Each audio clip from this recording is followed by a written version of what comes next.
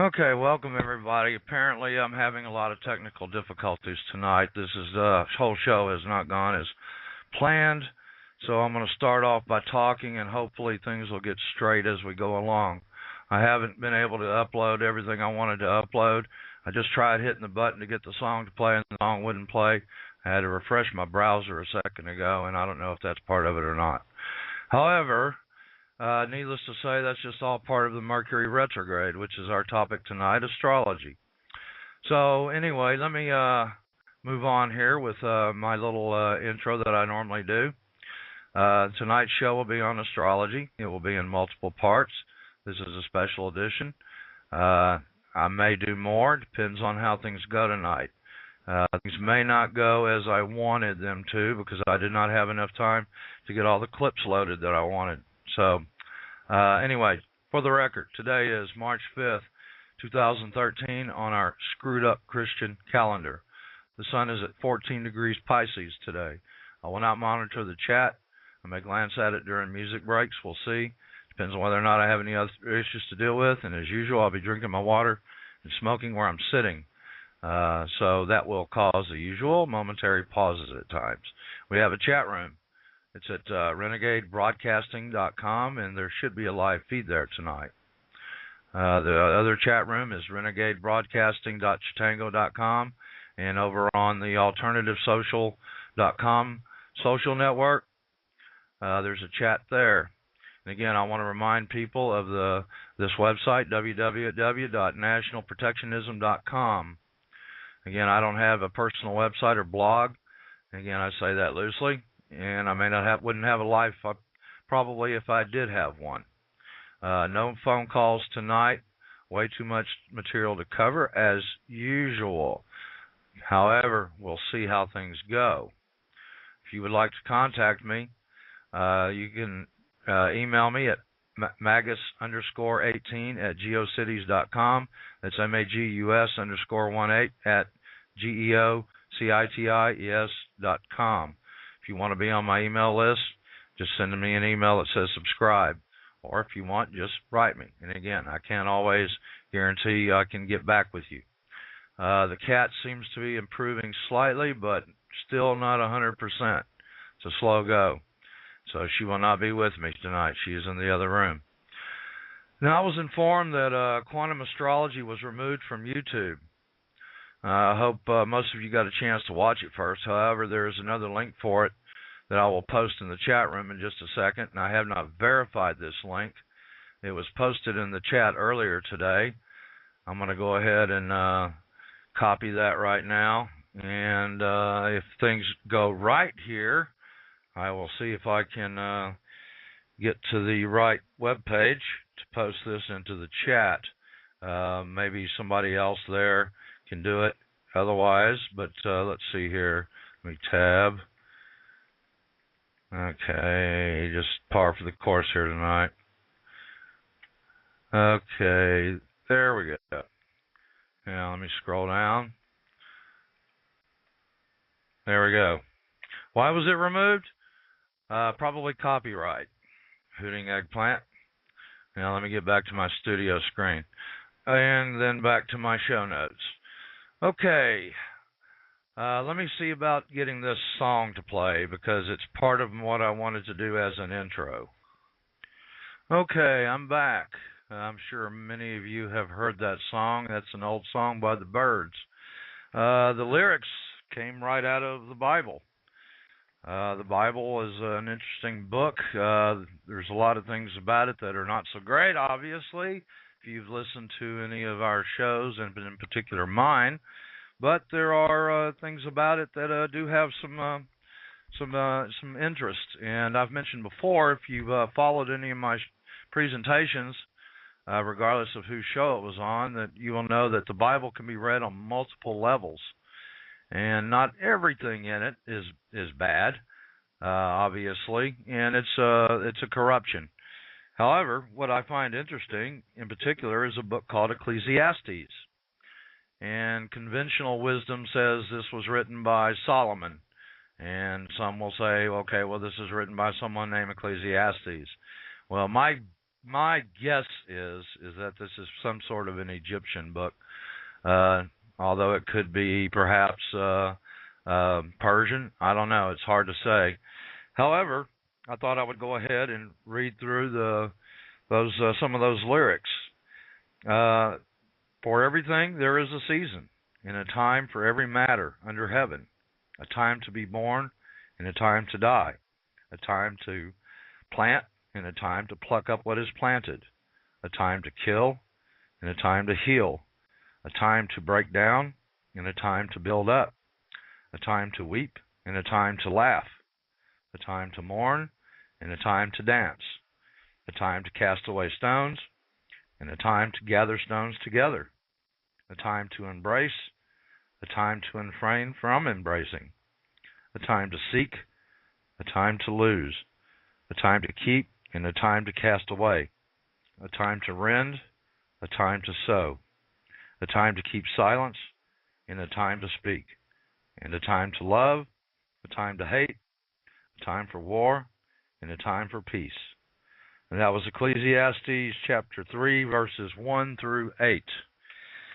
Now, most people, when they read that, don't make the connection. What that's talking about exactly is what astrology is, because there is a time for everything under heaven. Now, what is heaven? Well, heaven is the zodiac itself.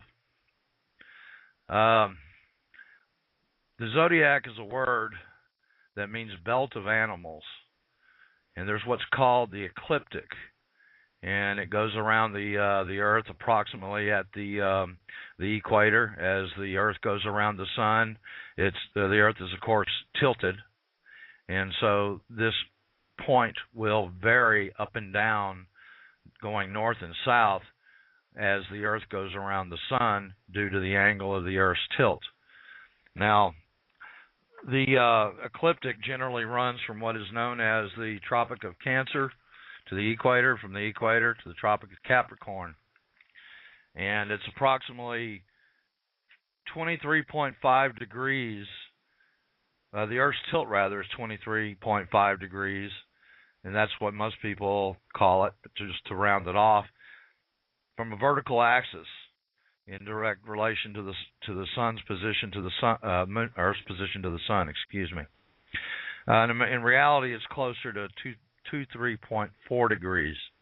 Now, if you subtract 23.4 degrees from 90 degrees, that leaves 66.6 degrees.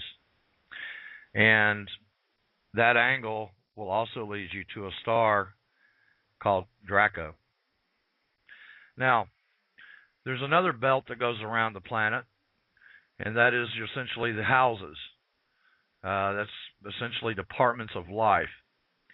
Now, most people may or may not have seen an astrology chart. I had hoped to get one up, but it didn't work out. Let me explain what happened here today. Actually, it began yesterday. My email address had been compromised, and I spent probably 3 hours trying to get it all straightened back up again. And apparently there's still some issue as to me sending emails and people receiving what I send. And I had sent Kyle yesterday what I needed posted for this show, and apparently he did not get it, and we had to communicate through Skype at the last minute what to do, and some of the pictures I wanted up did not make it, and I just grabbed whatever I could that looked good. So, unfortunately, I do not have an example of an astrology chart posted for you to look at. I had one of the Federal Reserve, which I thought would be a great example to deal with. Of course, you wouldn't be able to look at it at any real size anyway. However, over on Blog Talk Radio, if you put your mouse cursor over the image that is being displayed of the rotating images, you can get it to stand still. Essentially, a chart in general is like a pie chart. It's divided into 12 slices. Not all of the slices are equal, because some of the slices are going to vary depending upon when the chart was cast and where you are on the planet. and so they will vary in size. There's different methods of house systems, but anyway, a house is essentially a department of life, and you can kind of break those down into 12 break life down into 12 parts, and you can almost categorize everything into one of those 12 parts. Now I'm going to go through these 12 parts right here real quickly and just give you a brief example of what they are. The first house is the probably the most important point in your chart. It is the house of self. It is you. It is your outer body. It is what you look like. It is how you present yourself to the world. And it is your image, your self-image that you project. It's how other people see you. The second house is your house of values, and it's also the house of money. Now, some astrologers do not want to attribute that to it, but it is, from best I can tell. And when I say money, it's money that you earn, not money from other sources, and I will clarify that in just a second. The third house has to do a lot with mainly communications, also your immediate environment, and also your neighbors. Additionally, it also has to do with short distance travel. And I'll make that distinction again with long distance travel in just a second. Now, the fourth house is at the bottom of the chart. Let's pretend you got a pizza and you're dividing it into 12 pieces. And the 9 o'clock will be your first house. 8 o'clock will be your second house. 7 o'clock will be your third house. And so 6 o'clock will be your fourth house. Okay, we get the picture. We're going counterclockwise in motion with the numbering system of the houses and the signs. So your fourth house is at the very bottom. It's called the nadir. It has a Latin term that's hard for me to pronounce. The abbreviation for it is the IC. So I will not attempt to even bother to pronounce it. I just call it the nadir.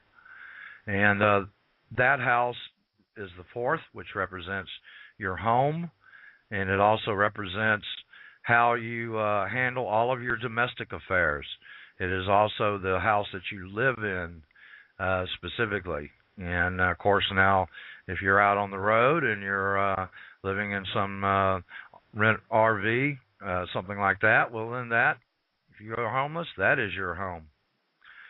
Now, the fifth house is really the house of the sun. And I'll go through this in just 1 second here.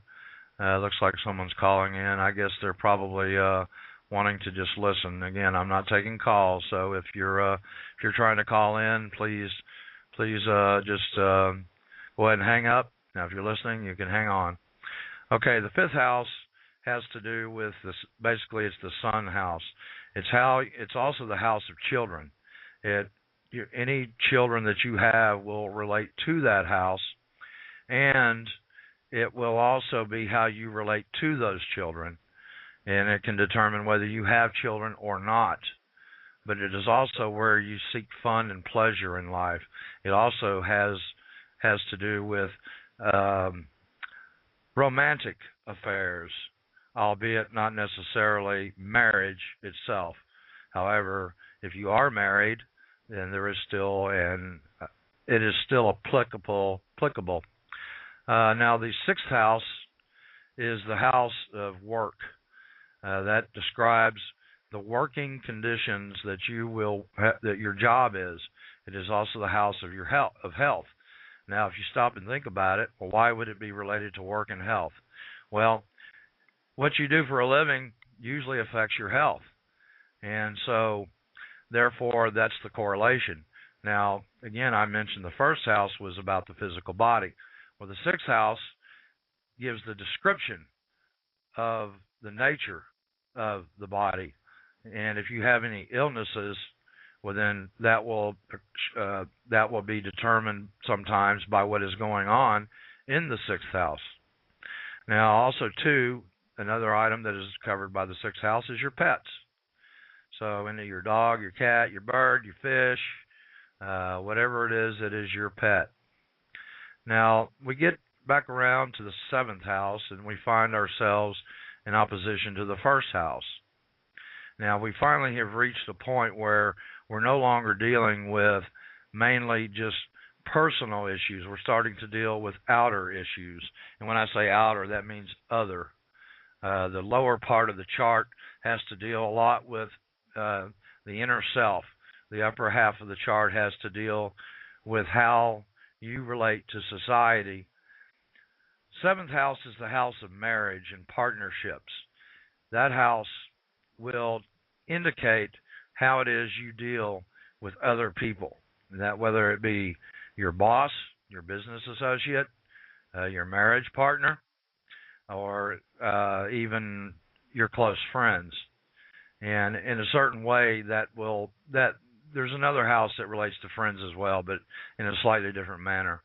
So anyway, this house is the first house that actually opposes one of the lower houses. So it opposes your first house.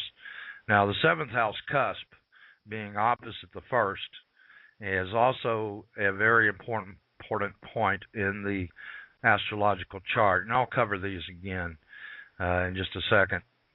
Now, the eighth house, this is a very misunderstood house.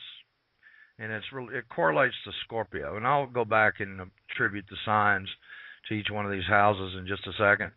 But the Scorpio house has to do with death and transformation. It can also deal with simply death. Now, usually when people experience death, they're not experiencing death themselves. They're experiencing the death of other people.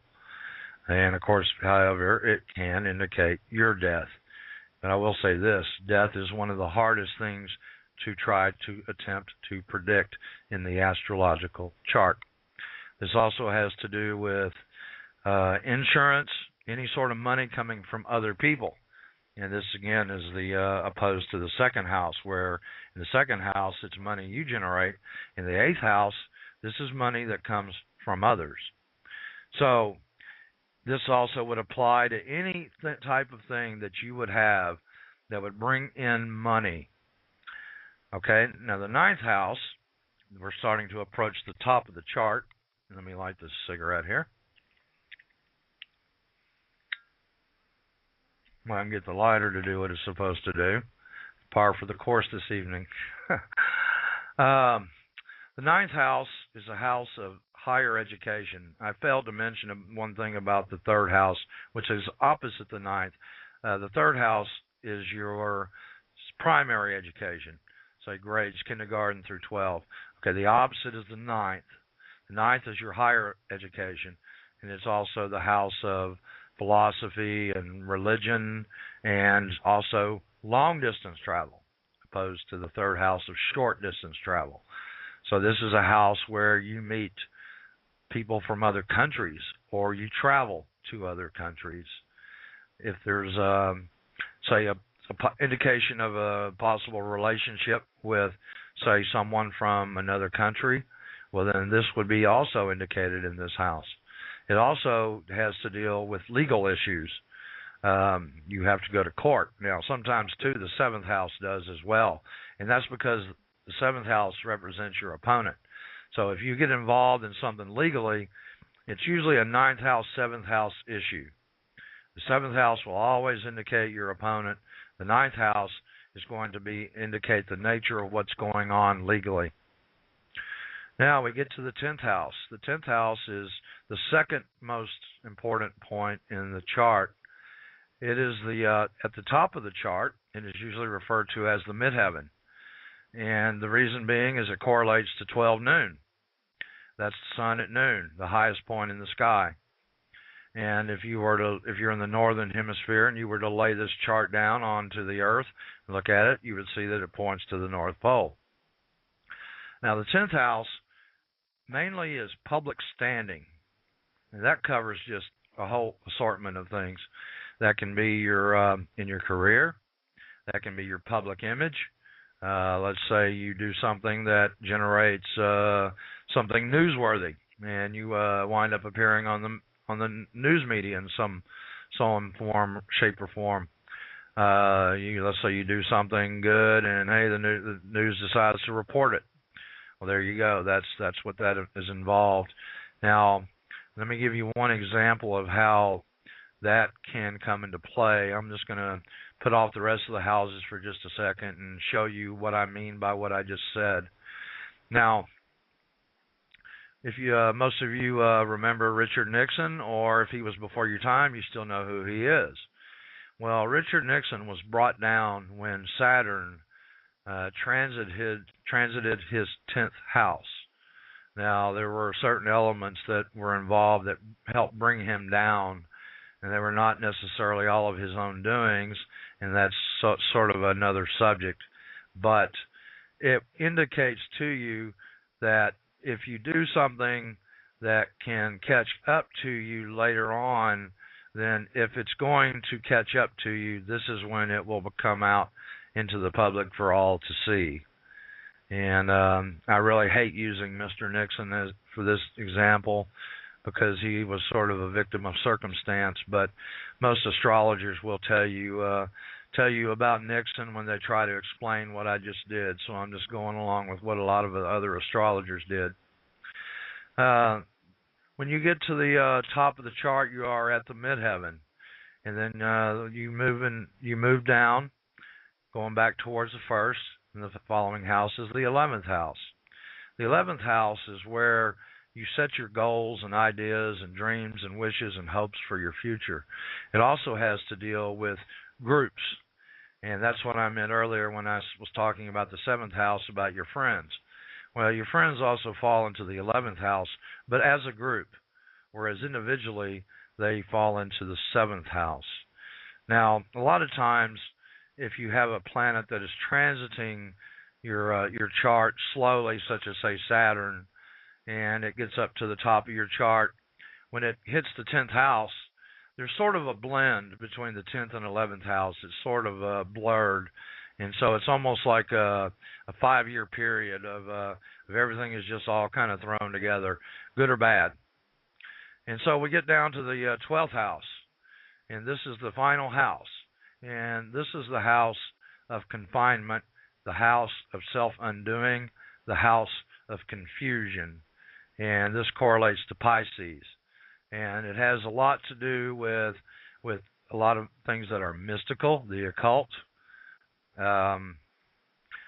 There's all sorts of offshoots of those subjects that I just mentioned that could apply to that.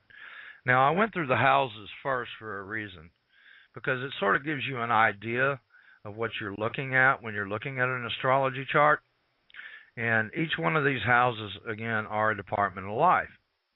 And the planets themselves are really your personal, what's the best word to use here? They sort of represent you in different aspects of you. For example, your sun sign, where your sun is in your chart, represents you, your individual self, you.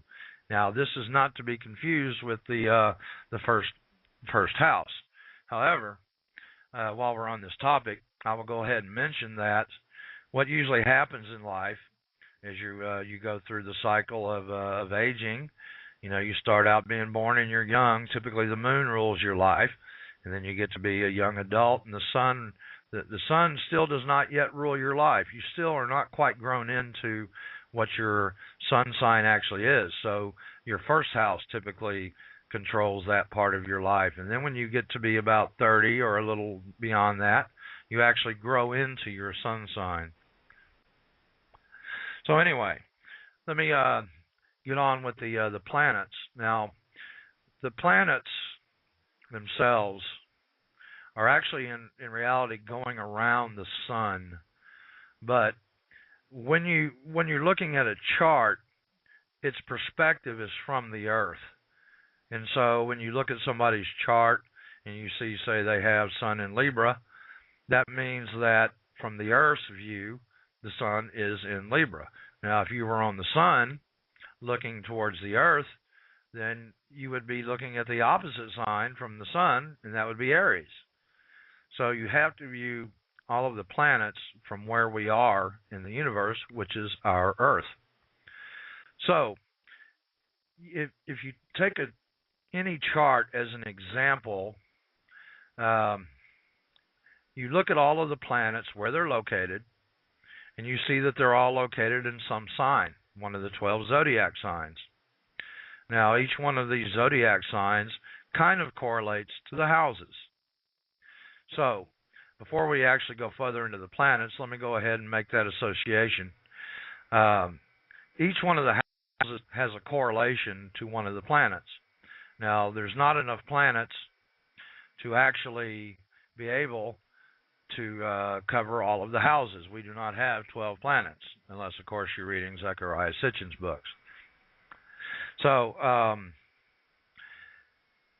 the first house is typically ruled by Aries, and so Aries is ruled by Mars. The second house is ruled by Taurus. Taurus is ruled by Venus. The third house is the Gemini house, and the symbol for that is the twins, and that is ruled by Mercury. The fourth house is the Cancer house, and that is ruled by the moon. The fifth house is ruled by Leo, and that is ruled by the sun. The sixth house is ruled by Virgo, and Virgo is also ruled by Mercury. So if you'll notice, we have Mercury actually rules two different signs, and I'll get into that in just a second. Then you move to the seventh house, and that is the Libra house. And Libra is also ruled by Venus, which is shared with Taurus. The eighth house is the Scorpio house. Now, in traditional astrology, that was ruled by Mars, but after the discovery of the outer planets, it has been assigned to Pluto. And I'll quickly say something on Pluto here. Pluto was declassified from a planet by the astronomers here recently, and it was classified sort of as a planetoid, not a planet. But I will say this. Pluto is the most powerful planet in our solar system, bar none. Saturn is second. Now, the ninth house is the Sagittarius house, and that's ruled by Jupiter. The 10th house is the Capricorn house, and that is ruled by Saturn. The 11th house is the Aquarius house, and in traditional astrology, Aquarius was also ruled by Saturn. But Aquarius has now been assigned Uranus. Now, of note, Uranus is the only planet in the solar system that has a Greek name. All the rest are Roman. Now, the 12th house is Pisces, the Pisces house. And that Pisces house, again, as I mentioned before, has to do with confinement and things of confusion. And its corresponding planet is Neptune. And if you look at Neptune, some photos of it, it almost looks like the planet is just total water. However, supposedly it's gas, but I don't know. It's hard to say. It kind of fits the sign, actually. So anyhow, we're starting to get a little picture here on how these things correlate. Now, what I'm going to do next is I'm going to go ahead and I'm going to play another song because I need to take a restroom break. So, and what I'm going to do is I'm going to resume where I was at, but I'm going to interject something before we get to where I am leaving off because of the nature of the song that I'm fixing to play, and you will know when the song is over. Well, if I can get it to go. Having a real problem with these buttons here. There we go. And as some of you probably guessed, that was the Rolling Stones. The song is called The Hand of Fate. Now, since I had to go to the restroom and play that song, like I said, I'm going to explain something related to that. And then I'll resume where I was at. Hopefully I'll know where I left off. I think I'll remember. So anyway, this song, The Hand of Fate. Let me tell you a story here. And this is a local story. And it was in the newspapers, and it was pretty prominent at the time. This happened sometime in the mid to late 90s here locally. An illegal alien had been arrested for committing, it had to be a murder, because of the punishment that they had received, which was they had received the death sentence, and that's the only thing that I believe warrants a death sentence in Texas. And as most of you know, we like to put people to death here for committing these bad crimes. We put more people to death here than I think than any other state, probably almost twice to the next state, and it's all done with lethal injection. And during the course of the 1990s, a lot of technology had occurred regarding genetics, and DNA and evidence was introduced. The research on DNA was introduced into the field of crime. And an illegal alien had received a death sentence and was on death row, awaiting their sentence. And during this time, something was brought up that caused reinvestigation into a lot of murder cases that were on file here down at the Houston Police Department. And this particular illegal aliens case came up, and come to find out that this man had been wrongly convicted. And this is actually, some of the few times that anything ever actually happens to these illegal aliens in our country. They tend to get away with murder, except in reality, no, they don't usually get away with murder unless they run back to Mexico. But in this instance, this guy was caught, and he was tried and convicted. And he had a scheduled date for his lethal injection. Well, after the research was done on his case, it was determined, again, like I said, he was wrongly convicted, and he was let go. After he was let go, he went back home to Mexico. And this all came up right before he was scheduled to die. So he had been in jail for most of the time, and it was like right before he was ready to be put to death that they did this research into his case. And so when he was in Mexico, he was celebrating, and he had been drinking and smoking some weed and all that good stuff, and was riding around, and he was killed in a car accident when he was celebrating his newfound freedom. Well, let me put it to you this way. Take a guess at what day it was that he actually died on. He died on the same day that he was scheduled to have been put to death on death row in Texas. So there you have it, the hand of fate. That man was scheduled to die on that particular day, no matter what. Now, that's a pretty rare story. You don't hear many stories like that. But anyway, that was my point of playing that song. And a lot of people think that astrology in general is fatalistic, and in the past it's been treated that way. Over time, it's become a sort of it's been viewed differently, and because we do have free will, and not everything is fate. However, the energies that are brought into your life as a result of your birth chart are typically fatalistic, and there are some things that you cannot control, things that happen to people around you. Let's say when your parents die, there's no way you can change that. When they're scheduled to die is when they are scheduled to die. And I'm going to go ahead and discuss a little bit on death, my thoughts on it anyway. A lot of people will try to determine someone's death by using astrology. And again, as I mentioned before, that is one of the hardest things to determine, and usually it's only worked out through retrospect, and one has to actually do a lot of research into someone's chart to see how it all came about.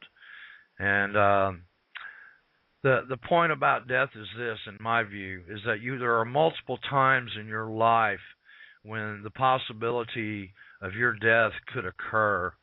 Now, how you go about handling those circumstances may or may not determine whether you move on and through your chart until the next time comes around when you have the potential to die. And that may be different for everybody as to how many times that there's a possibility you could die in your life. And, of course, the older you get, sooner or later, it's going to catch up with you. So anyway, I just wanted to tell you that story because I thought it was rather interesting. And it's also brought up the issue of free will versus fate. And that is very important in the discussion of this. In the past, medieval times, everything was viewed with a doom and gloom attitude, and you had no control, and it was almost Calvinish in that sense. And if you know anything about Calvinism, well, then you know what I'm talking about. So let me light this cigarette that keeps going out here. And by the way, I don't actually smoke cigarettes. I smoke filtered cigars. They're a lot cheaper than cigarettes.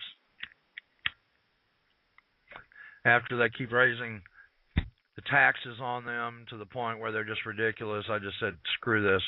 I'm buying $2 packs of cigars because the taxes do not apply to the cigars. So anyway, there you have it. That explains everything when you hear me talking about smoking.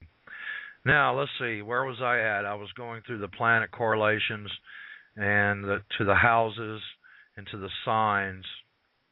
Well, back to the houses for just a second. You can take your chart, and as I mentioned to you before, you have a horizontal line going from the first house to the seventh, and then you have a vertical line going from the 10th house down to the 4th. Okay, so you have 4 quadrants, okay, and in each quadrant you have 3 signs or 3 houses. Now, this division of 4 correlates to the 4 seasons, spring, summer, autumn, winter, and that is typically the way life is. And so astrology is ultimately that same sense. You start off, spring, you're born, then summer, you bloom, and then fall, you wither, and then winter, you die. And everything ultimately correlates to the seasons in more than one way. There's multiple ways of looking at the zodiac. There's what's called the sidereal, and then the tropical. And the sidereal is the actual zodiac itself as viewed from the Earth. However, over time, due to what is called precession, the Earth does what is known as a wobble. It has a wobble effect. And so the view from the sky changes due to this wobble, and it shifts the view approximately 1 degree every 72 years. And so the sky actually shifts. Well, at that point, then, people are no longer born under the appropriate sign and do no longer fit the descriptions of their signs. So what this actually means is that it has more to do with the fact that you are on the Earth than it does anything to do with the sky, because it has to do with the seasons. And if you have to view everything from the aspect of the seasons. So when the way the seasons work, spring comes in with force, and then it's stable, and then it withers, and then in comes summer with force, and then it remains stable, and then it withers, and so forth. And so that's 3 different modes, and each one of these modes are called cardinal, and then the other one is called fixed, and the last one is called mutable. Now, cardinal, again, comes in with force. Fixed means stable. And mutable means exactly that. It withers. And so that is where you can use this correlation to all of the signs of the zodiac as well as the houses. So, for example, you have 4 quadrants, and you have 3 signs in each quadrant. That's 4 seasons. Okay? And so each quadrant is got a sign that is correlated to a cardinal, which is force, and then one that is fixed, which would be the middle sign in each quadrant, and then the last sign of each quadrant would be the sign that withers, or the mutable. So you have cardinal, fixed, mutable. So the first quadrant, first, second, third, you have cardinal house is first, then a fixed house is second, then a mutable house is third. And then it starts over again. 4th house is cardinal, the 5th house is mutable, and the 6th is fixed, and the 6th house is mutable. The 7th house is cardinal, the 8th house is fixed, and the 9th house is mutable. And then the 10th, the same thing. The 10th is cardinal, the 11th is fixed, and the 12th is mutable. So that applies not only to the houses, but also to the signs. So let's say, for example, you are a Taurus. Well, then that's the 2nd house, and that's in the middle of the first quadrant. So you are essentially a fixed sign in nature, which mimics the middle of the seasons. Okay? So that just gives you one example of how that works. Now, Another thing that you can do that needs to be looked at, and this is where the occult starts coming into play. Each one of your houses has a correlation of positive, negative, or male and female. And you start at house 1 as positive, and then you alternate between positive and negative, and you go through the zodiac or the houses in the same manner. So the first house is positive, the second house is negative, third is positive, fourth is negative, fifth is positive, and so on. Okay, and then ultimately, when it gets down to it, and you start putting these pieces together, and I don't expect anybody to just be able to start putting this together simply because of what I just told you. You can actually start correlating everything else to the occult, to the astrological symbolism involved as well, whether it be numbers, numerology, or the tarot, etc. Just on down the line. Now, I can't say yet for sure that I've been able to associate gematria to this, but I'm sure someone might be able to figure that out at some point. And of course, if you correlate the number aspect to it, then maybe you can. Let me take a drink here for just a second. So let me mute this while I swallow this. Hold on. I'm drinking some orange juice right out of the jug right now, so I just decided to drink something in addition to my water. All right, so anyway, let's go ahead and get back to the planets here, and it looks like we've got about an hour and 10 minutes left. The planets. Now, the planets correlate more on a personal level to you, as I said before. Now, the order of the planets, and I don't want to get into too much astronomy. Astronomy is important, but you don't have to be an astronomer to fully understand astrology. You just have to know some basics. But for example, you start in the middle with the sun. The next planet would be Mercury. Then after that is Venus, and then the Earth. Now, in astrology, the moon, because it is so close to us, it's considered a planet. And then after that, you have Mars, and then what appears to have been at one time a planet, which is the asteroid belt. Now, that is not designated in astrology. Perhaps at one time that it was. And let me interject something here. Astrology would work wherever you're at in the universe, but everything would be determined by your local universe or wherever you're at. Now, one thing I ain't figured out yet is what happens if you're an astronaut. So anyway, back to the order of the planets. So you have Mars, then what was once possibly a planet called the asteroid belt. Then you have Jupiter, Saturn, and then after Saturn, you have a little planetoid that is commonly called Chiron. Some people say Chiron. I typically like to say Chiron, but it's probably properly called Chiron. And then you have Uranus, Neptune, and Pluto. And when you get to the outer planets, well, actually, I think it's all of them. Each planet outward, as you leave from the sun, the distance from one planet to the next is double of the previous distance. So let me give you an example. Uranus is twice the distance from the sun as Saturn is. Saturn is twice the distance from the sun as Jupiter. Jupiter is approximately twice the distance as Mars, and so on. So that gives you roughly an idea. Now, Pluto is the exception because it has a very erratic orbit. Now, each one of these planets, the inner planets is what they're called, that I'm fixing to talk about, is the sun to Mars. And actually, I like to personally consider Jupiter a personal planet as well because of its orbit. These planets have very fast orbits around the sun, and so they correlate more to you personally and to your day-to-day events than the outer planets do. But when the outer planets have an effect on you, you certainly know about it. Now, for example, it takes Jupiter 12 years to go around the sun, and so your Jupiter cycle in astrology is every 12 years. So when you're born, Jupiter is at a particular point in your chart, and then as life goes on, 12 years go by, it makes a return to where it was, and so you've had a Jupiter return, and that's actually about 11.8 years. And Mars is approximately 1.8 years. With retrograde, it varies a little bit. The Earth you would not consider, as we know, it takes 1 year, and unless you're on another planet, Earth would really have no significance. Now, I'll leave the moon for a little bit later because it goes around the sun, it goes around the earth, excuse me, approximately every 29 and a half days. And of course, Venus, that cycle is, I don't remember exactly what Venus is, but I think Mercury is something like 88 days. It's real fast. Now, since the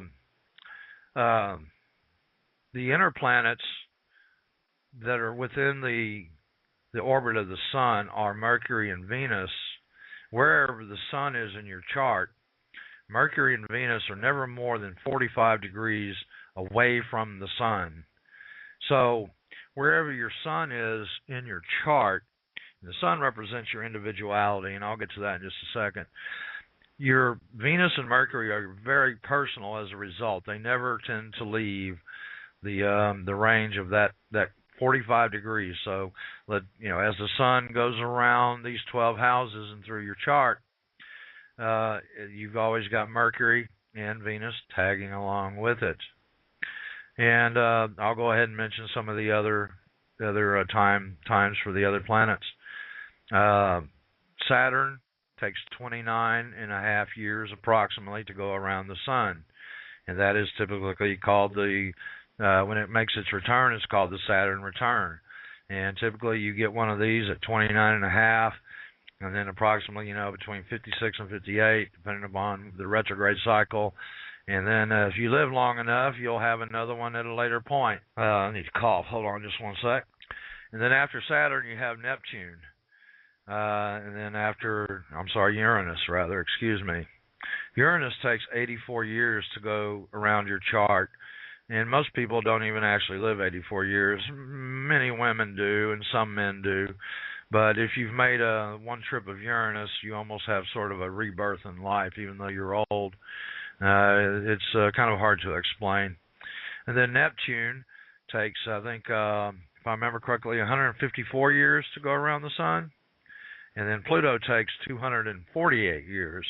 So no one will ever live long enough to see a Neptune return or a Pluto return, and typically those only apply to things that you would do a chart for that are inanimate, such as in political astrology, and there are multiple versions of astrology.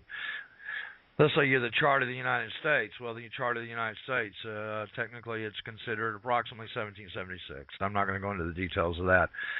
So when the United States becomes 248 years old, it will have a Pluto return. So you get the point. And by the way, you can do a chart for anything that has a beginning and end. If you start a new job, well, then you can do a chart at the timing of the time that you get your new job. And there's a lot of things, again, that you can do a chart for. I could do a chart for the time that I began doing this show, and believe me, it would follow the course of that chart. I could also do a chart on when I bought my vehicle, of all things. And you would think, well, why would that apply? It's an inanimate object. It has no life. It doesn't matter. And it doesn't mean that the vehicle itself necessarily changes, although when it breaks down, it does. But it's certainly not an organic life form. But nevertheless, back to the planets. You can again correlate the planets to the houses of the zodiac. And by the way, zodiac means belt of animals. I don't think I explained that properly. Again, this show is going to be kind of helter-skelter here because I had some other things planned. I'll explain that in a minute as well. The sun is yourself. That is your individuality. That is what makes you you. Mercury has to do with things that are related to communication, and so when it goes retrograde, communication and all sorts of things just get disrupted. Things run late. Things just go haywire. Don't work right. Scheduling is always off, etc., etc.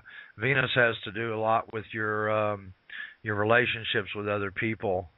And Mars is your action, your activity. And since Mars has got a cycle of approximately 1.8 years, it begins new cycles of things that warrant activity. And let's say, for example, you're going to start a new job. Well, if you've been looking for a job and your Mars is fixing to approach the point where it was when you were born, and you've been looking diligently, you will probably start or get a job around the time that your Mars return occurs, without fail, as long as you are at least making an effort. And then after Mars is Jupiter. Well, Jupiter has to do with philosophy and in particular expansion. Jupiter, along with Venus, tend to be considered benefic planets, and there are planets that are considered malefic. And that doesn't necessarily mean good or bad, but a lot of people want to view it that way. Most people think everything to do with Jupiter is just all hunky-dory. Well, that's not necessarily the case, and I'll give you an example. There's this old saying that if you want something bad enough, well, Jupiter will write the check, but Saturn has to sign it. Okay, and a lot of times that's true. But let me give you an example about Jupiter. Well, anything that is expansive is not necessarily better. More is not better. Obviously, if you eat too much food, that is not better. If you have a tendency to do drugs or drink, and Jupiter causes expansion, well, no, that's not necessarily good. So I have seen more problems with Jupiter than you can shake a stick at, even though everybody wants to holler about it being a good planet. Venus is considered good because of money and relationships. Saturn is your taskmaker. Saturn is gonna kick your ass wherever it's at in your chart. However, there are times where it can provide structure for you, and it is where you learn most of your lessons in life, so to speak. The cycle of Saturn in your chart is very important, and when your Saturn cycle is occurring, if you know anything about astrology, you know it. You sense it. You can't miss it. It's ever present, and it will operate as intended, and much of what you think you actually have control over in life just will not go necessarily the way you have planned it. Now, whenever I had my Saturn return, I went through an interesting period in my career where I left one firm because they didn't want to pay me the money I wanted and went to work for somebody else. And I didn't really like that place that much, but it was an experience. And the whole time that I was there, the firm that I left was trying to get me back. And they valued my services well enough to warrant that. And what they had to do essentially was wait till the new year occurred, and they allotted a new budget. And then when that occurred, they acquired me back. And then at the same time, I had split up with my girlfriend a couple of years before this time, and we had been living together for almost 4 years. And we didn't have a bad break as far as I was concerned, and I won't get into all the details of it, but as far as I was concerned, it was like, okay, what's wrong here, all right? And so at the time that the Saturn return came around, and I was just starting to learn astrology, and I really did not know what exactly was happening at the time. Hold on, I need to cough. At that time, I had met somebody, and when I say met somebody, I met a female, and I had her over. And while I had her over, well, my ex-girlfriend comes knocking on my apartment door while she's over.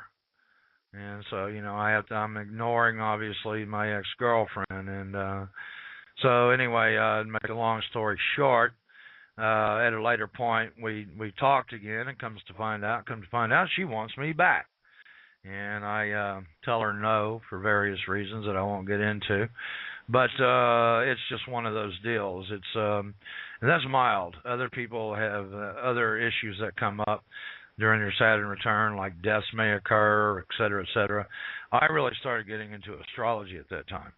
Now, just to let you know, I've been into astrology since approximately 1988, 89. I got into it right before my Saturn return. And so anyway, we may discuss more on the Saturn return if we have time. If we don't, I'll make it on another show. We're almost we're a little bit after the hour mark here. Uranus, I'll skip Chiron. It's considered a planetoid again. But it really has to do with healing. Leave it that. I'll just leave it at that. Its cycle is about 51 years, and since I'm 52, I just had my Chiron return a year ago, and that was interesting too. But I won't discuss my personal issue on that. The next one is Uranus, and that has to do with change in a different way. It's sudden, surprising, electrifying. Uranus has to deal with computers, anything electronic, anything that has to do with modern technology, more or less. Put it that way. Anything that you have that is electronic would apply to Uranus. It represents freedom from the known. When you have a Uranus transit, Uranus never really creates something that's just totally negative. There's always something positive involved. So in other words, when Uranus comes along and you're experiencing a transit from Uranus in your chart, you will be able to make a transformation in a way that will be freeing you from something that has been hindering you and holding you back. And so what may seem like at first to be something that is negative, in the end winds up being positive. You just were not able to see it in that perspective from the very beginning. But then once it is passed, you can see how it was that it helped you. Now, the planet after that would be Neptune. Neptune is very nebulous, and it dissolves. And it correlates to the 12th house that I was telling you before about confinement. And confinement can be anything from like hospitals to mental asylums, insane asylums. Maybe you're confined to the military or you're in jail, just any sort of a number of things. The biggest thing that Neptune does is that it dissolves. And Neptune always brings with it confusion. You always be in a state of confusion when Neptune is having an effect on you, no matter how much you think you know. No, I don't care how good you are as an astrologer.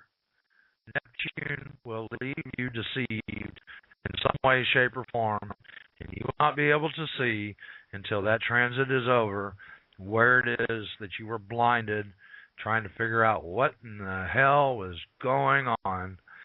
And in the same certain sense that Uranus does, Neptune typically will dissolve things in a way that will make things better later, but you can't see it when you're in it. Again, you cannot see it at the time that it's going on. And I'll give you a personal experience on Neptune. When Neptune was transiting my natal Saturn, and Saturn, of course, represents structures, so everything that in my life that was some form of a structure, anything I depended on, my vehicle didn't go away, but I had some problems with it. But I lost a job, and Neptune basically dissolved everything in its path.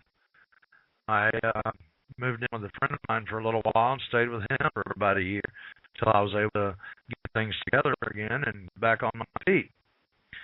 And you don't see it while you're in it. You don't see how it is that necessarily things the way they came to be that way, or what even caused them to be that way. And even after it's passed, you may still never figure it out.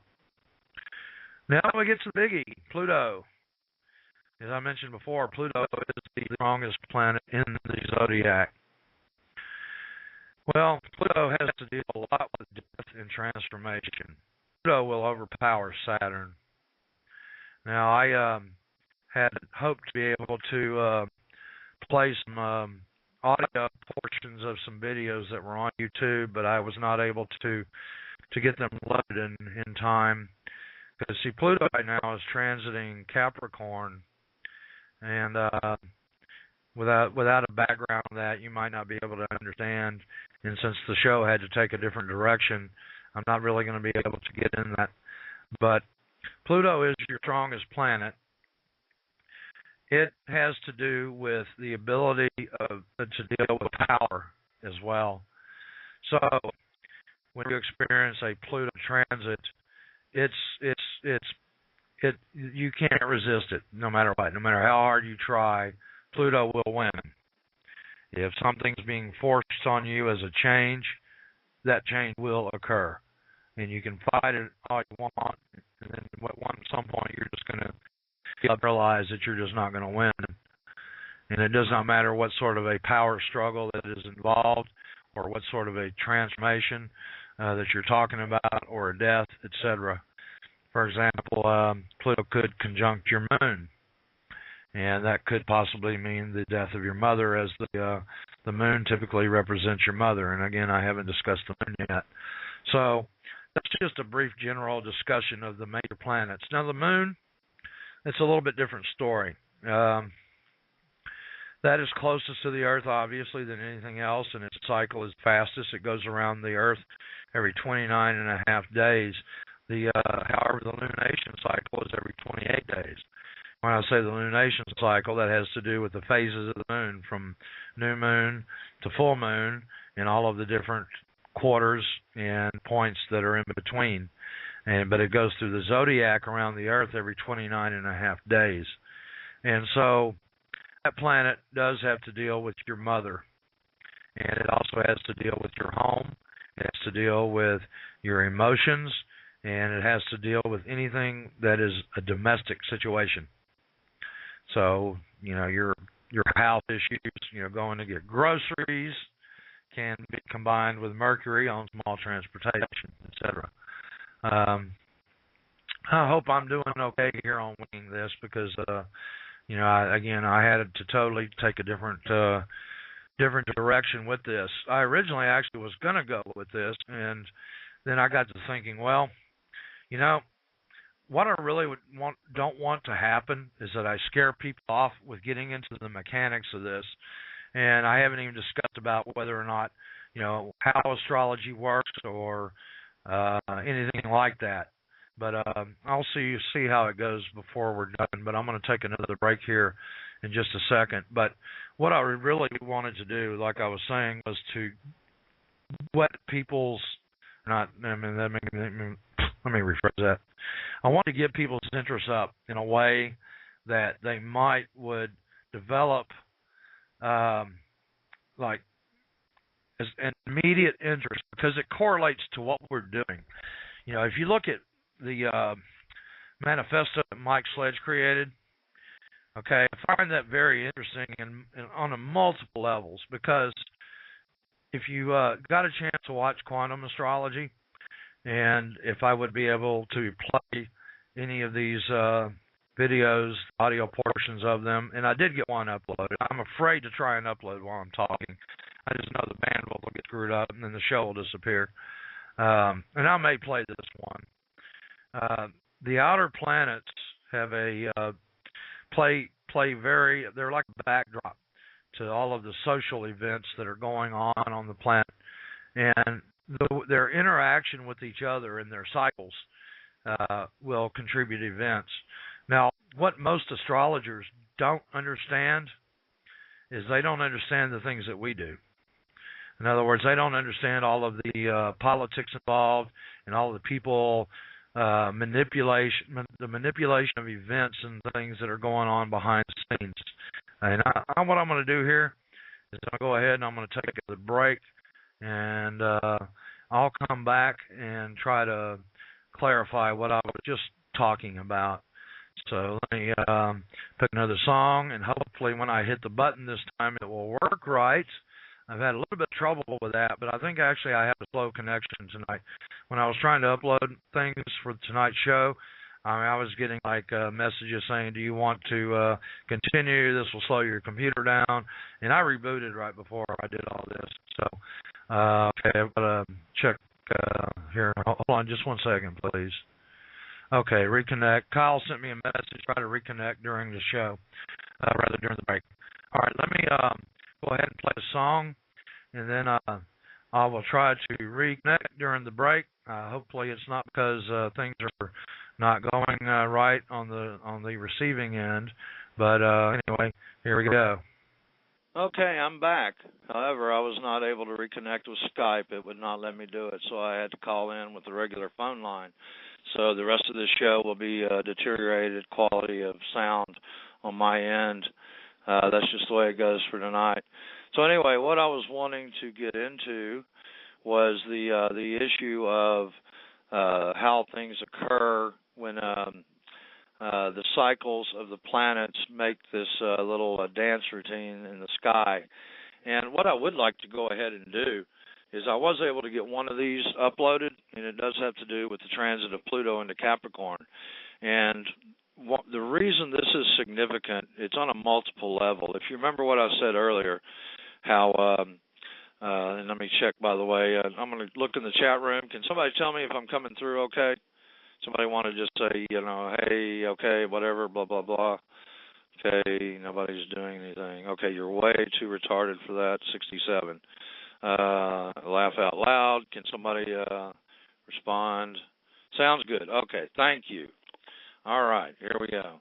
Now let me get back to the studio here. The United States chart, as I mentioned before, approximately 1776. It depends on what you want to base it on, whatever year, whether it be the Constitution. Let me say this, for example. Some people want to say the signing of the Declaration of Independence, when that final signature occurred. Some will say the moment that this document became public, that should be the time that should be used. But what everybody's got a different version. However, what we do know is that the United States is a certain age, and it's going to get a Pluto return at some point, and that some point will be occurring sometime in the next 10 years or so. Now, when the United States Revolution occurred, it happened when Pluto was in Capricorn, and it represents transformation that Capricorn cannot resist. So what I want to do here, and I'll get back to this manipulation of events from behind the scene at a later point, is I'm going to go ahead and attempt to play this one clip. Now, this is just the audio portion of a video that was done by an astrologer that I really like on YouTube. And the reason I like him is because he's concise. He speaks slow enough where you can absorb what he's saying. And I think generally he does a good job of his assessments. However, when I tried to comment on his videos with political issues, he didn't like that. And so I can't comment on his videos. So anyway, let me give this a try and see if this button works when I hit it this time, okay? All right. Hopefully we'll see you in about a little over 7 minutes. Come on. Really bad connection here tonight. There we go. Crap. See? This thing keeps jumping around. I hit a button, and then it jumps to the next song, and it won't even play the one that I'm hitting. That's how bad of a connection I've got tonight. Let me try this again. Now, come on, it's the very bottom, and every time I hit it, it goes off the screen. There we go. I think there's a little bit of silence before it actually gets going. If it doesn't start, then I will cancel it and just continue talking. It says it's going. I don't hear anything. We'll give it a few more seconds. Okay. Well, I think that's a failure. So I don't know whether to try and stop it or just let it keep going, and then if it interrupts me, then let it play. Okay, I'm just going to try to stop it. Okay. Bad luck tonight. Kind of like that song I played earlier. If I didn't have bad luck, I'd have no luck at all. It looks like it's trying to go. I can't make it stop. All right, so anyway, screwed up the studio here tonight. We'll just have to try and do another one, and hopefully everything will go better next time. And I'm just going to try and leave all this stuff loaded in here, and then continually add to what I want, the rest of the stuff I wanted to add. Okay, lost my train of thought. We won't be able to discuss that tonight then. But this guy made some very good comparisons of events that would be coming up in the future, and part of that is resistance to tyranny. And there's cycles that are involved that come into play over time, and you have, let's say, a half cycle, and then you have a second cycle. And we have just recently moved into the second cycle of this transit of Pluto of 248 years divided in half. And the first one was a built-up of power over the people below you. And this one, the bottom half, represents the cycle of the people regaining power over the people above them. and you should be able to, in certain ways, look at history and see where the people have gone through phases of more power than the rulers did, and then periods where the rulers just had absolute total control over everything. So anyway, instead of being able to play that song, what I'm going to try and do here, or rather that clip, is that I'm going to try to play another song and try to regroup on finishing this show up. And it looks like we have about 35 minutes left. And so I'm not even sure if that other song that I tried to play was going to work or not. So I'll just try a totally different song. All right, let's see how this goes. Okay, I'm back. What I thought I'd go ahead and do is this. I want to describe a little bit about some things that I've run into over the course of my being interested in this topic. You know, I got into this approximately, like I said before, about 87, 88. So that, you know, it's about 25 years I've been doing this, and most of my experience has not been actually doing charts for other people. It's just paying attention to my own. So I just don't have time to do a chart for other people. And unless there's somebody of particular interest, say, you know, a romantic interest or something, you know, I just typically just have no real interest in doing it. Although there might be a point here coming up sometime in my life where I may decide to create a website and start doing it professionally. You can get a free chart from many websites, by the way. If you go to astro.com, that is one. And there are many others out there that you can get at least your chart done for you. There are plenty of books available on the market that you can buy to learn how to interpret these things. And that's really, I didn't really want to have to go through a cookbook show tonight like I've done, because essentially if you really want to look back hard enough, you can find all this stuff in multiple books. However, I will say this, you know, there is no be-all, end-all book out there that you can buy on this topic that will tell you any and everything you want to know. You have to buy books by different authors, and you have to try to synthesize all of their different interpretations. But what I wanted to mention is this. Before I played that song, I was talking about how most astrologers don't really understand a lot of the things that we do because they have not bothered to look. They are like everybody else. They are part of the herd, even though they think they're not. They think they're not because they know astrology. So what they fail to realize is that the people above us who control us and manipulate the events on this planet use astrology against us. Yes, there would be certain things that would be occurring at particular times, and they know this, and they also have advanced astrological knowledge, and they use that against us, and they manipulate these events. You know, all of these events that have been occurring in the Middle East, the so-called Arab Spring, for example, you know, there's obviously a hidden hand that's going on. Now, would these events be occurring anyway? Yes. But would they be going the way the people that's running the planet would want it to be? No. Now, when you try and tell an astrologer this, they look at you with the deer in the headlights look, like you normally get from anybody else that you try to tell about this stuff. And so I've been kicked off of many forums on this topic simply because of trying to interject information that I thought would be beneficial, and so that's just kind of par for the course. And I've been kicked out of many forums for many reasons over the course of time for this same exact reason. So, but anyway, what I wanted to, and another thing I wanted to say here too as well, is that because they don't understand this, you have to start if you want to learn this, you have to start adopting that perspective yourself. And unfortunately, we don't have some of the advanced astrological knowledge that the people that run in the planet have. For example, you know, there are 88 constellations out there, major ones, and there's also minor ones. And they have information probably on all of them. And ultimately, most of what we deal with are just the main constellations that are form the zodiac itself, which is the ecliptic, which is again the point around the Earth as roughly at the equator that goes between the Tropic of Cancer and Tropic of Capricorn, fluctuates through orbit again. And so anyway,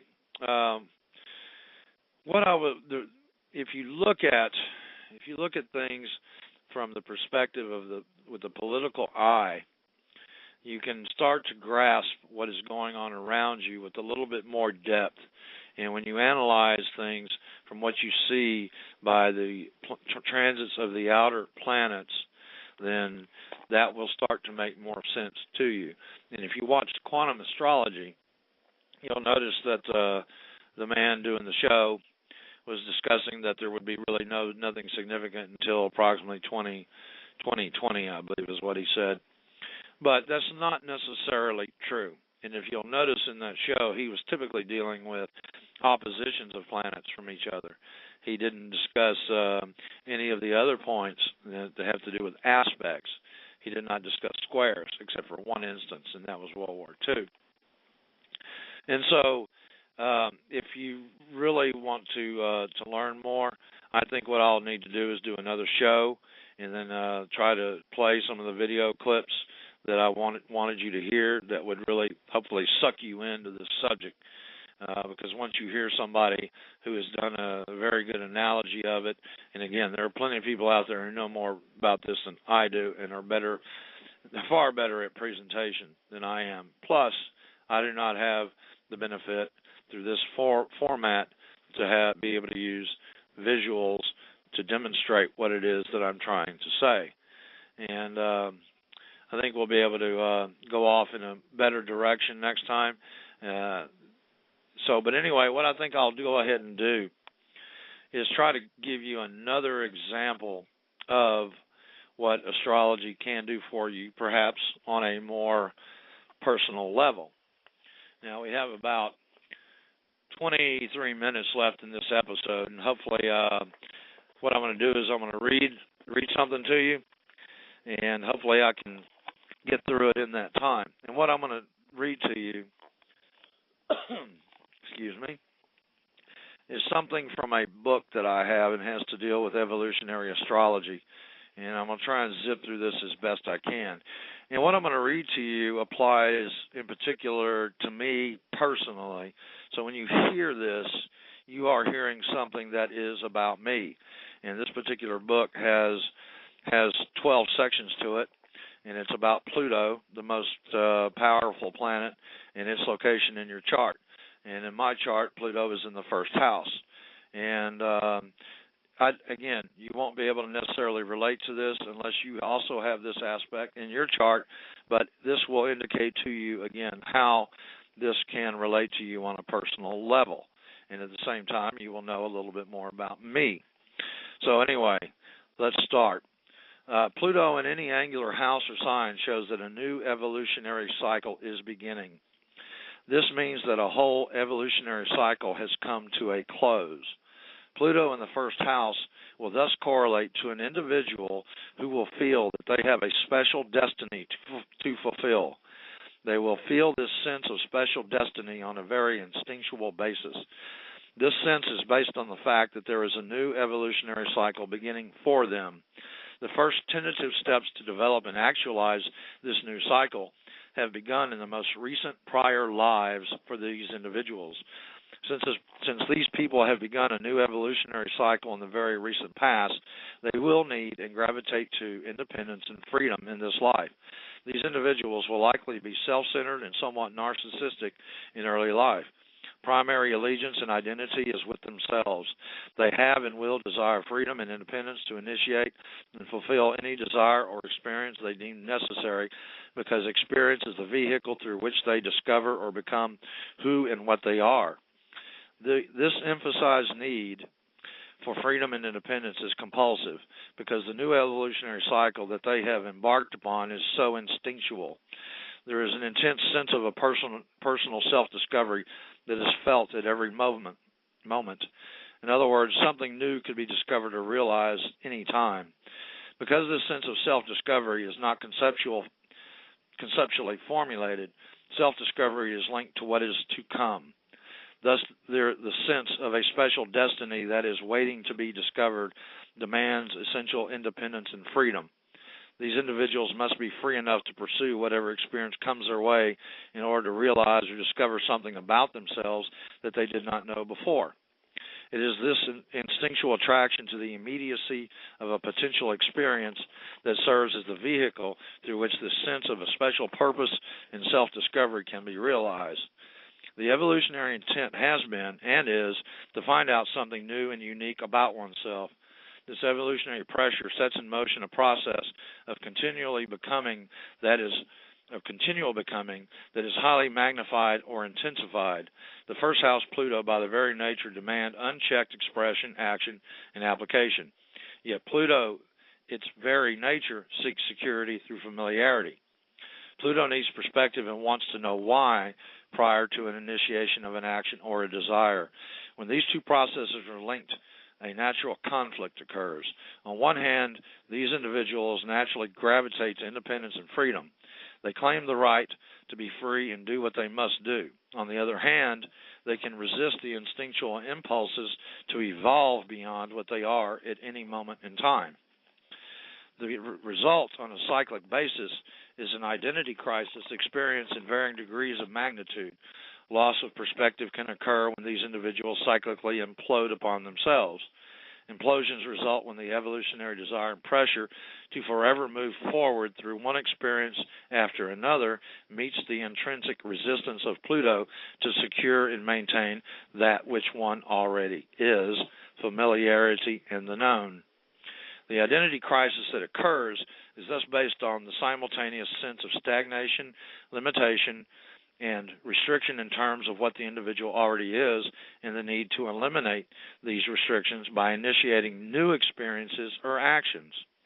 The need for new experiences will have the effect of creating insecurity with respect to what the individual already is and how he or she has structured his or her life.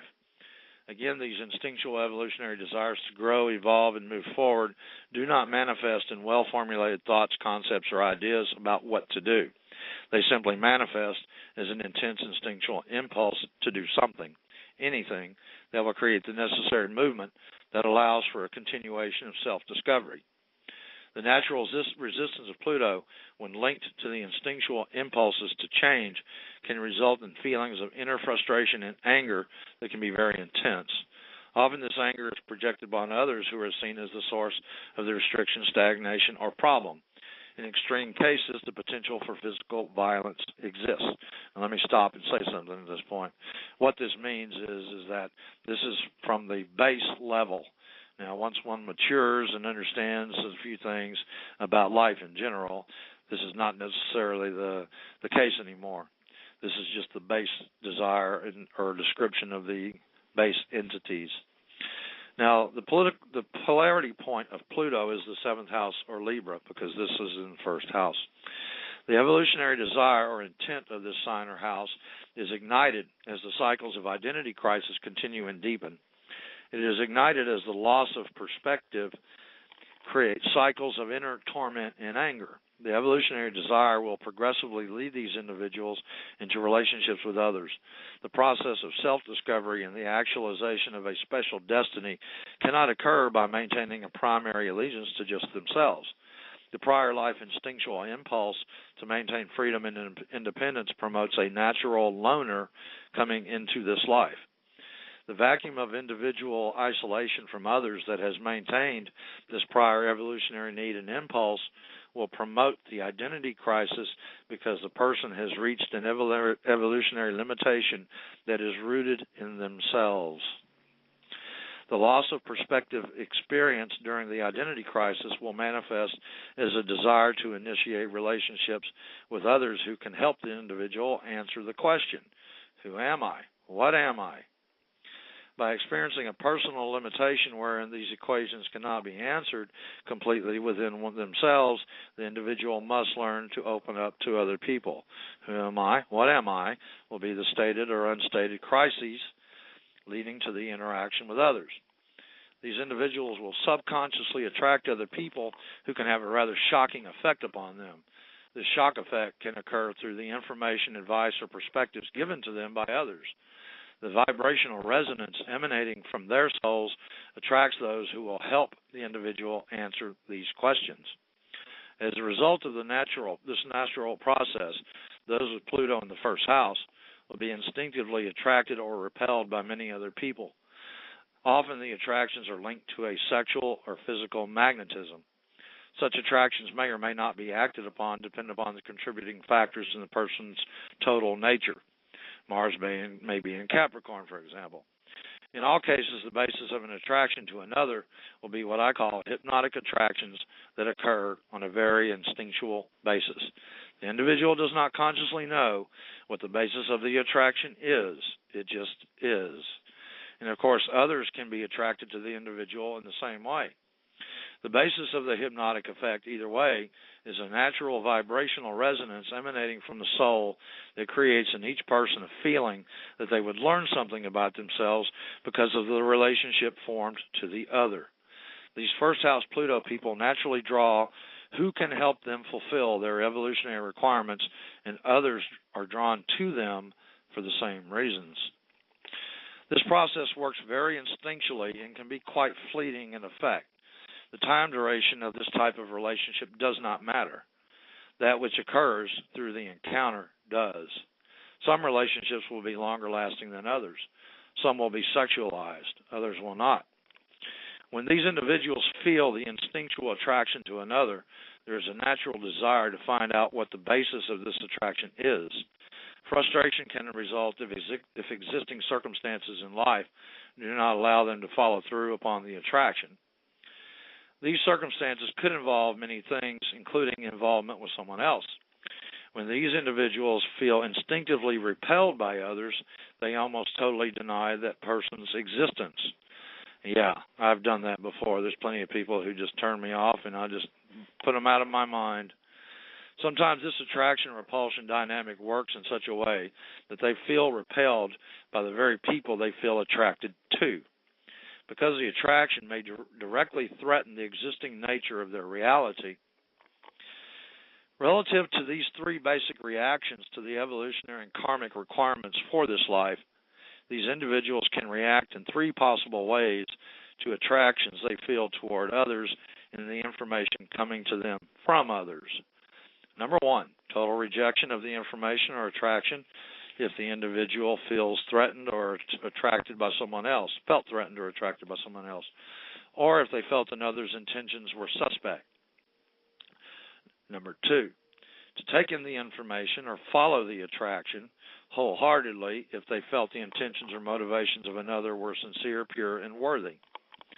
Number three, to reject some attractions or information and at other times take in some information and or follow an attraction.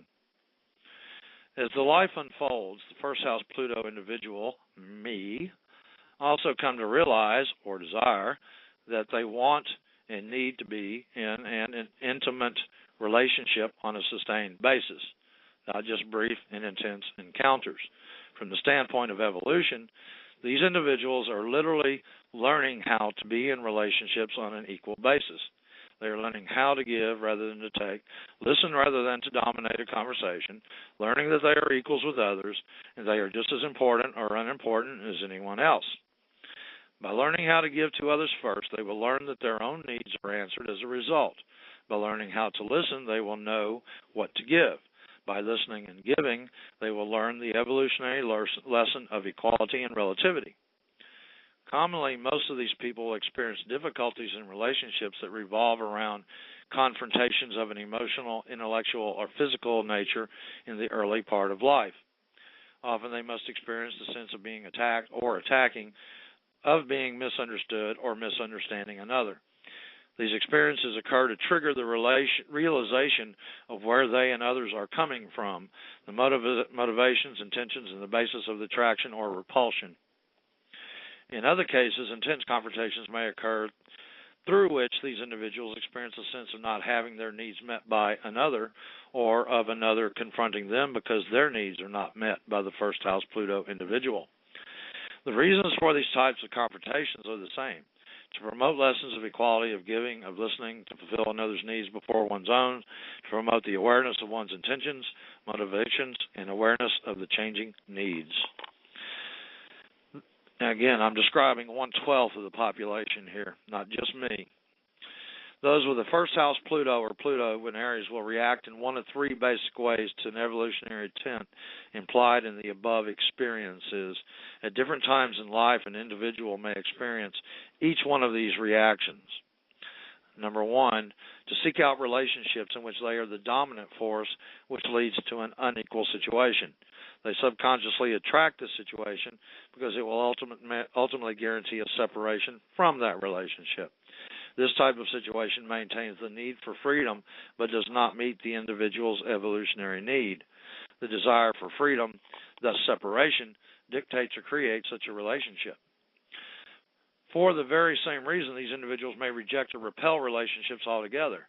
In this case, they fear becoming overly embroiled in another's demands and needs.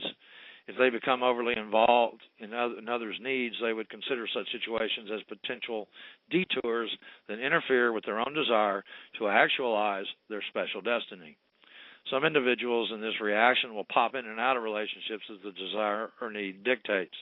The identity crisis is not whether or not to be in relationships, as cycles of personal limitation and stagnation occur.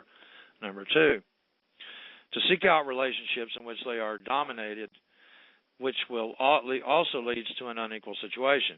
This is an extreme reaction to the desire to return to the source and is usually caused by an old karmic pattern that has led to subconscious guilt. The guilt is usually based on the subliminal knowledge of being overly egocentric and very manipulative in other lives. Thus, there is a need to atone for the guilt. This is accomplished by drawing the type of partner who is totally dominating by nature. They dominate by compulsively confronting and pointing out the individual's weakest points or areas. This type of partner presents him or her as the individual who will reconstruct or reformulate the first house Pluto person according to his or her idea of how the individual should be. Number three, and this is the best one, to seek out relationships that contain the potential for equality, with each partner giving and receiving in equal ways, each partner helping the other to understand themselves in open and non-defensive ways, and each partner allowing for independence in the other. Each would value commitment to the other and the relationship. Each partner would desire to define the relationship in new ways and be open enough to let the relationship evolve and change forms as necessary. The evolutionary prescription demands that the individuals learn how to balance their need for freedom and independence with their need for relationships.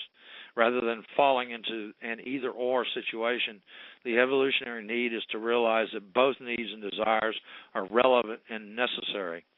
Such individuals must learn that the optimal relationships for them are the one with others who encourage, allow for their freedom and independence. They must learn to recognize that this rhythmic need to be alone or to be with someone is not predictable, nor is it known to the individual prior to the instinctual manifestation. The challenge is to follow these opposing rhythms as they present themselves. If this is not done, then loss of perspective, emotional distortion, misidentifying the cause of a problem, and an identity crisis will occur. If these rhythms are followed, then these reactions will be minimized. Because the first house Pluto person is in a new evolutionary cycle, the individualizing impulses manifest on a very instinctual basis. I'm not going to obviously get through this, but I'm going to make an attempt. What I want to do is when the show ends, I'm just going to keep reading before I hit end episode and let it be in the archives. However, my point again is that this is the kind of issue, the kind of information that you can acquire through astrology. And if you really want to know yourself, and ultimately that's really what this is about. It's not just, I want to, know what's going to happen tomorrow. You need to know yourself more than anything else. You can use it for tomorrow, and that's maybe something we can discuss in the future. So anyway, let me go ahead and continue on here. Okay, I kind of lost my spot, but I'll continue. Because the first house Pluto person is a new evolutionary cycle, the individual impulses manifest on a very instinctual basis. And when I know the reason for the desires, okay, I think I read that. Negatively, this dilemma can create a situation in which the individual adopts someone else's values and beliefs. This inevitably leads to an extreme reaction in which the individual rejects those beliefs at some point. In this reaction, the individual retreats into isolation in order to recover or discover who they are as an individual, independent of what they have been allowed themselves to adopt. Yet because the evolutionary pressure is to be in a relationship, the person ultimately reacts against this isolation and seeks out relationships. This process will keep repeating itself until the person realizes that comparing him or herself to others in this way is not productive. Then the person will seek out relationships with others who listen to and encourage their individual self-discovery as it occurs, rather than forming relationships to others who try to dictate who and what they are or try to make them into something they cannot be. Positively, these first house Pluto people manifest the courage and will to be different, to strike out on their own in a leadership capacity, and to serve as examples to others that they too can assert their right to individuality in the ways they deem necessary. Their lives can serve to motivate others to do what they do in order to realize their own special destinies. Let's utilize an example to extrapolate. Okay, I'm not going to go through that example here. Actually, I probably should, but because it tells a lot.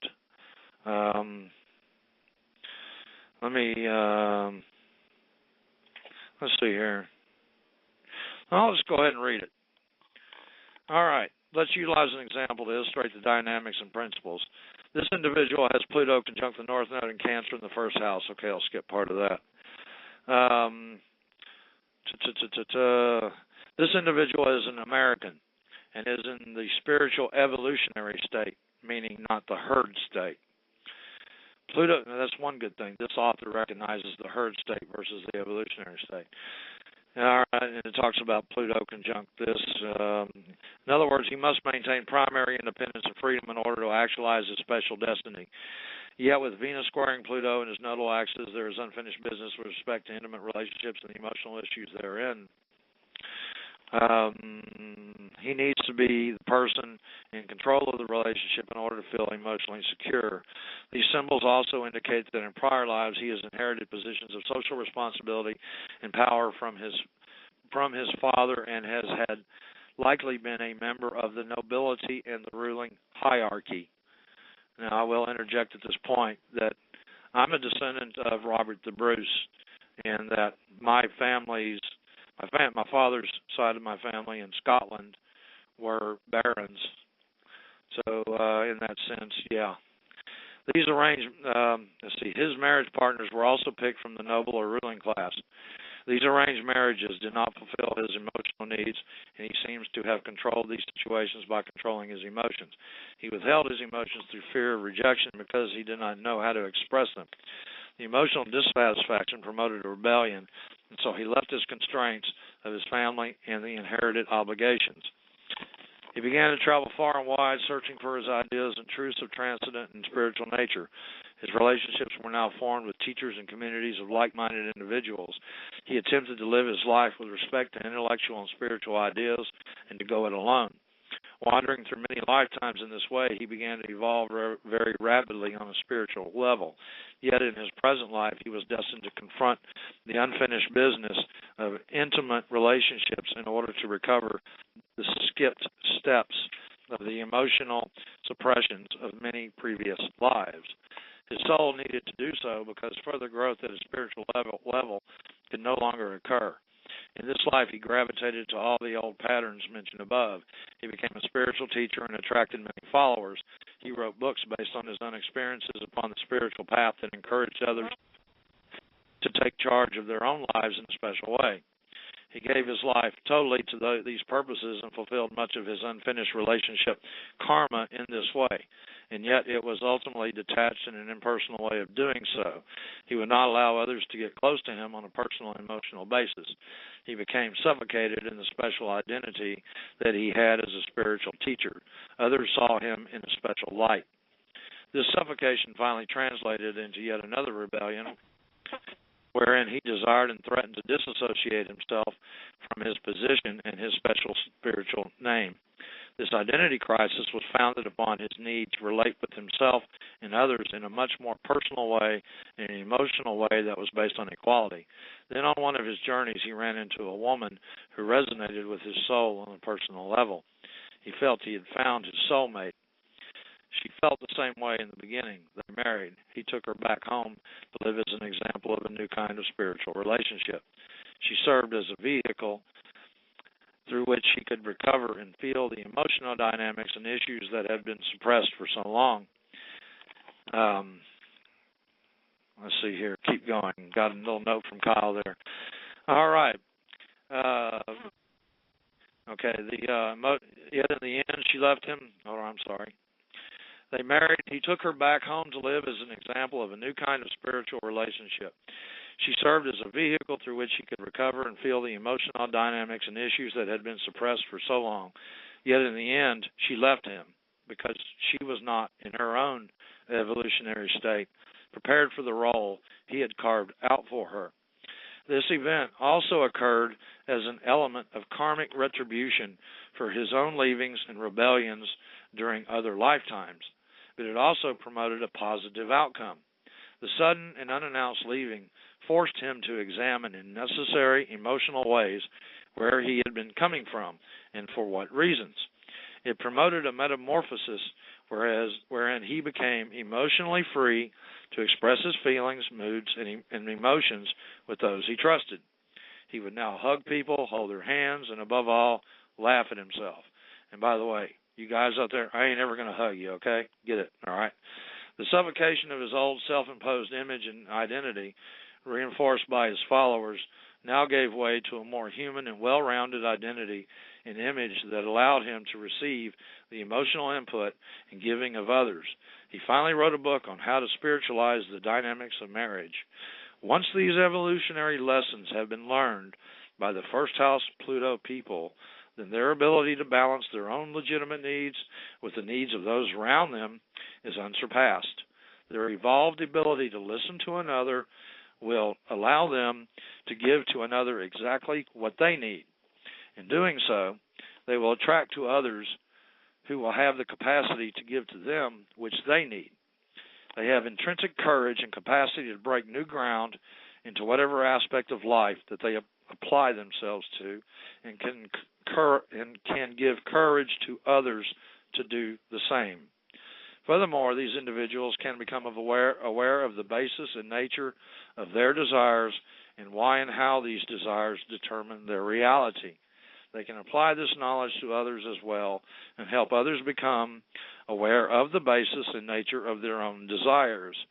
This knowledge can be used to help themselves and others make the right choices as to what desires should be actualized and which ones should not. Common characteristics of the first house Pluto type people are intense individualist, can be very strong-willed, intense, magnetic, bullheaded, defiant against arbitrary authority, courageous, possess inherent leadership abilities, are not given to meaningless conversations, have a penetrating gaze, and I will discuss that one day, and can be hard to get to know deeply. They have very strong physical bodies. So I hope you enjoyed hearing that, because a lot of that pretty much describes me, and that will tell you what astrology can do for you. And hopefully now you see why it is that what I am doing relates to my karmic mission in this lifetime. Thank you for listening, and we'll do a better show next time. Good night.